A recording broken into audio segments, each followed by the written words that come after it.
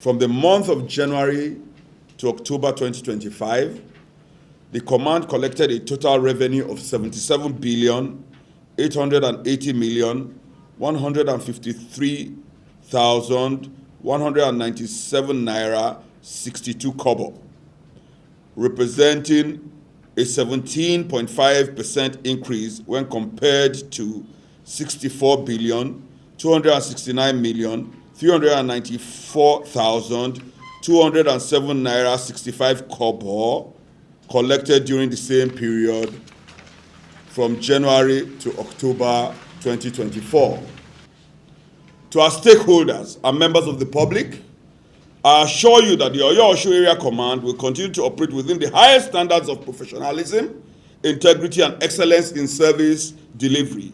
We will not relent on our efforts to safeguard the national economy, generate maximum revenue, and protect society against the menace of smuggling.